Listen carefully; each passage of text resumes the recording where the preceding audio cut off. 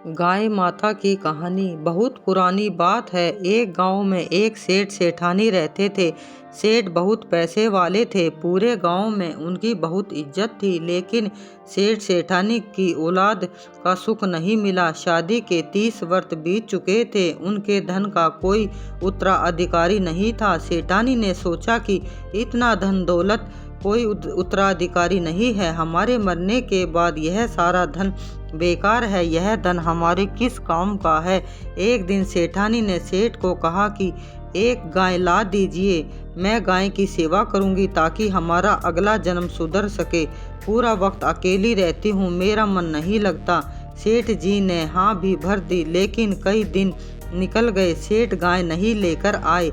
एक दिन सेठानी गांव के सुनार के पास गई और एक चांदी की गाय बनवाई। साथ ही गाय के सोने के जेवर भी बनवाए। पाँव में पायल, गले में कंठी का हार, गाय के लिए कपड़े भी सिलवाए। अब सेठानी गाय की पूजा पाठ करने लगी।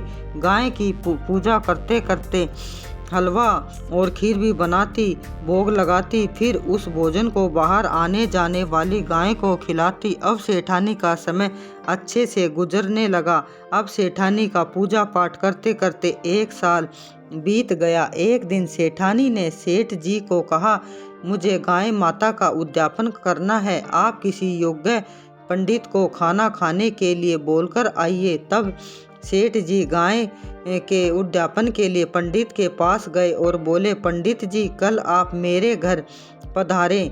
सेठ जी ने कहा, मेरी पत्नी गाय का उद्यापन करेगी। पंडित जी ने उस समय तो हाँ भर दी। पंडित जी मन ही मन सोचने लगे कि उद्यापन में गाय मिलेगी, मैं उस गाय की देखभाल कैसे करूँगा। मेरे पास तो खुद एक छोटी सी झोपड़ी है। मैं अपने बच्चों को ठीक ढंग से खाना नहीं खिला पाता तो मैं गाय को कहाँ से खिलाऊंगा। मन ही मन पंडित जी ने सोच लिया कि मैं साहूकार के घर खाना खाने नहीं जाऊंगा। इधर सेठानी ने गाय के उद्यापन के लिए 2 तांबे के ड्रम खरीदे। एक में पानी, एक में सूखा दलिया भरा। एक बोरी गुड़ खरीदा ताकि वह गाय के नाम से पंडित जी को दान दे सके। पंडित जी के लिए खाने के लिए व्यंजन बनाए। सुबह से दोपहर हो गई, पंडित जी खाना खाने नहीं आए। सेठानी ने सेठ जी से पूछा कि पंडित जी को खाना खाने के लिए बोला था या नहीं। सुबह से दोपहर हो गई, पंडित जी खाना खाने नहीं आए। सेठ जी ने कहा, बहुत अच्छे से बोलकर आया था। सेठ जी ने अपने नौकर को भेजा और नौकर पंडित जी के घर गया और बोला, पंडित जी कहाँ यहाँ क्यों नहीं आए, खाना खाने क्यों नहीं आए, आप इतना नुकसान क्यों कर रहे हो। हमारी सेठानी ने आपके लिए चांदी की गाय बनवाई है और बहुत सारा धन भी देंगी। पंडित जी मन ही मन बहुत खुश हुए और नौकर के साथ सेठानी के घर पहुंच गए। सेठानी ने पंडित जी का खूब आदर सत्कार किया। पंडित जी को खूब धन दौलत मिली। पंडित जी भी बहुत खुश हुए और सेठानी को खूब आशीर्वाद दिया।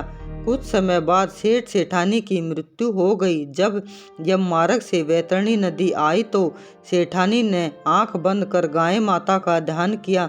उसी समय चांदी की गाय माता आ गई। सेठानी सेठ से कहने लगी कि गाय माता की पूंछ पकड़ लीजिए, हम वैतरणी नदी पार करनी है। सेठ सेठानी ने गाय की पूंछ पकड़ ली।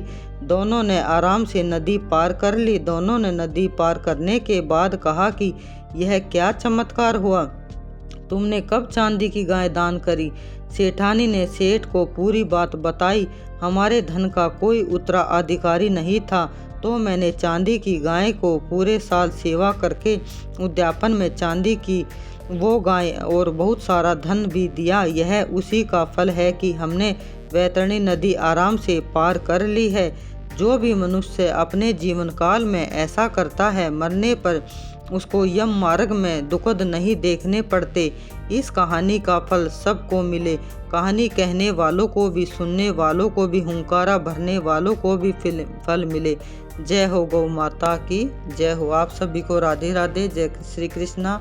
जय गौ माता।